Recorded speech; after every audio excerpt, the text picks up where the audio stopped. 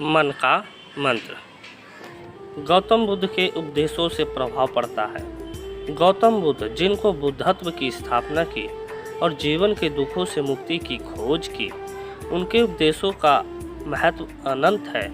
उनके उपदेशों से हम अपने आदमी को शांत और स्थिर कर सकते हैं। गौतम बुद्ध के मूल उपदेशों में कुछ प्रमुख मंत्रों को हम यहाँ पर समझेंगे। आत्म शांति। बुद्ध ने हमेशा यह मंत्र दिया है कि आत्म शांति की ही सच्ची शांति है। उनका कहना था कि जब हम अपने अंतर मन को स्थिरता से नियंत्रित करते हैं, तभी हम सच्ची शांति पा सकते हैं। अहिंसा। बुद्ध ने अहिंसा को अपना मंत्र बनाया।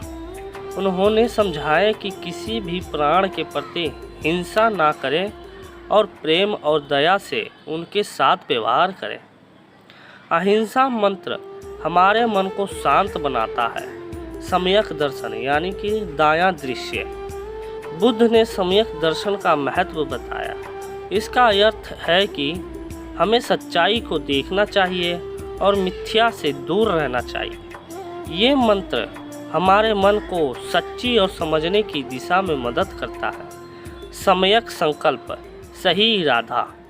बुद्ध ने सम्यक संकल्प को भी महत्व दिया, यानी हमें समझना चाहिए कि हमारे मन की इच्छाएं किस दिशा में हैं और हम किस तरह के संकल्प ले रहे हैं।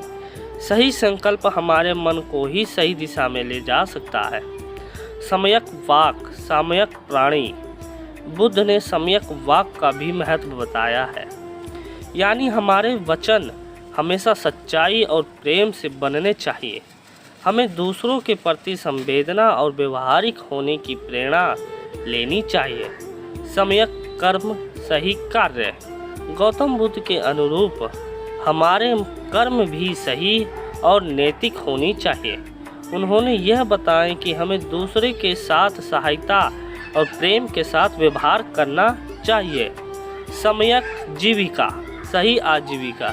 बुद्ध ने सम्यक जीविका का भी महत्व बताया। इसका अर्थ है कि हमें अपने जीविका का चयन सही तरीके से करना चाहिए और किसी भी तरह के धार्मिक व्यवसाय से दूर रहना चाहिए। सम्यक व्यायाम, सही प्रयास। गौतम बुद्ध ने सम्यक व्यायाम का भी महत्व बताया, यानी हमें अपने आदमी को शुद्ध और पवित्र रखने के लिए सही प्रयास करना चाहिए। सम्यक स्मृति। बुद्ध ने सम्यक स्मृति का भी महत्व बताया। इसका अर्थ है कि हमें हमेशा अपने मन की स्थिति और विचारों पर ध्यान देना चाहिए।